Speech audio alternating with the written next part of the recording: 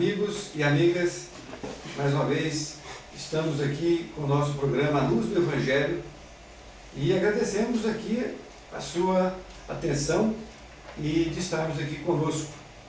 Este nosso programa que tem a chancela do Grupo Fraternal Eurípides Barçanufo, da cidade de Uberlândia. Conosco aqui o nosso amigo Dwight, que vai dar as suas boas-vindas. Salve todos os amigos, muita paz. E estamos realmente, como o nosso querido Lúcio falou-nos, para estudarmos o Evangelho à luz, a vida à luz do Evangelho, né?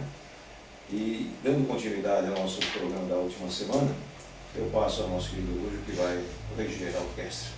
Tá certo, muito obrigado. No programa anterior, então, nós falamos sobre o item suicídio e loucura. E nós tecemos os comentários a respeito dos porquês do suicídio, não é? O que nos levava à vida atual que nós estamos aqui enfrentando nos dias de hoje. Vamos então passar para a segunda parte e eu pergunto a você, meu querido amigo, quais são os reflexos que virão na vida futura desta criatura que encontra no suicídio a solução para os seus problemas? Na vida futura, ou seja, na próxima vida, quais são os reflexos que ele vai ter que trazer de volta no seu corpo espiritual? A sua pergunta realmente nos leva a nos aprofundar um pouco mais nesse estudo, e para isso nós requisitamos o amparo espiritual dos amigos, para que o respeito seja mantido em todos os níveis possíveis. Mas vejam bem, todas as vezes que nós saímos da vida pela porta do chamado suicídio, o que nós levamos conosco? Como o corpo é que acaba, mas o espírito não, e como tudo está no espírito e como tudo é espiritual, é isso que nós não queremos aceitar quando estamos na vida, os problemas vão conosco e vão aumentados, centuplicados, numa condição muito maior do que estava aqui. Porque se havia uma certa perturbação, e claro, havia, para que eu viesse ocorrer o suicídio, é evidente que ao chegarmos do lado de lá e perceber que a vida continua, a agravante é muito maior. É muito. Consciência pesa. A consciência vai estar pesadíssima, pesadíssima. Se antes eram alguns quilos a mais, agora são toneladas a mais. Porque nós vamos notar o que fizemos errado, por que não toleramos. Então abate sobre nós uma situação muito difícil. Mas graças à bondade infinita do Pai, que não nos abandona de forma nenhuma, haverá tempo suficiente para que a gente possa trabalhar essa situação. Então o espírito que estava perturbado e praticou essa atitude que o levou a esse desencarne prematuro, certo? Ou ainda aviltando contra a própria existência divina, o que vai acontecer com ele? A tomada de consciência vai ter que ser tomada tanto quanto o tempo que ele estava aqui. Se ele tivesse realmente pensado antes, e é por isso que o início do estudo do Evangelho a esse respeito fala muito claramente, ter fé, acreditar, crer, deixar de ser tão materialista como somos, nós já vamos amenizando o perigo desse contágio, dessa contaminação. E uma vez praticado este ato, voltamos lá, estamos desencarnados numa situação dolorosíssima, porque o fato já está consumado e o problema que deveria sumir, segundo nós imaginávamos quando estávamos na matéria, se ampliou ainda mais.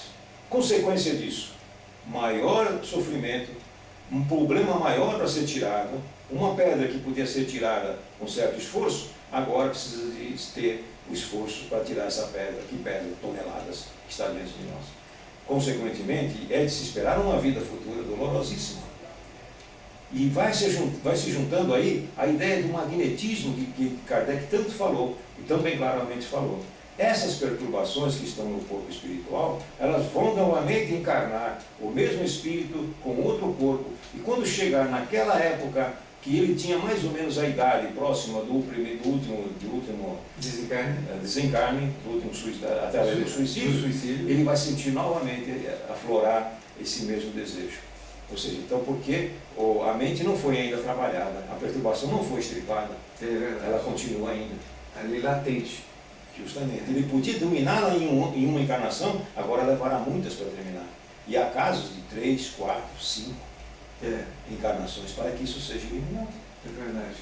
Você me fez lembrar aqui de uma história que nos foi contada, porque certa vez, quando o Chico Xavier atendia no Centro Espírita da Prece, né, uma mãe chegou até a ele e disse: Chico, eu estou com um problema muito grande com meu filho, porque meu filho ele está para completar 5 anos de idade e ele veio cego, mudo, surdo e sem os 2 braços. Olha bem a criatura, cego, mudo, surdo e sem os 2 braços. E agora, Chico, os médicos encontraram uma doença nas suas 2 pernas.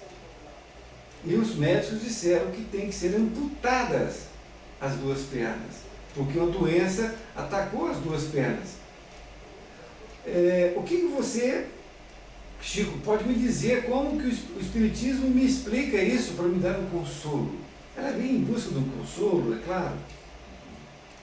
E Chico, então, com o seu mentor, Emmanuel, que estava com ele, o Emmanuel disse para ele: Chico, diga para ela que esse seu filho, não é, que ela o ama tanto, foi uma criatura que teve 10 vidas passadas, ceifadas pelo sua própria mão.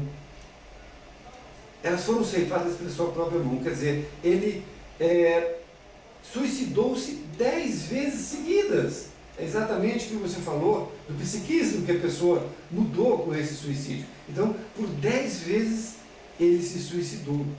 E agora, ele veio com essa doença.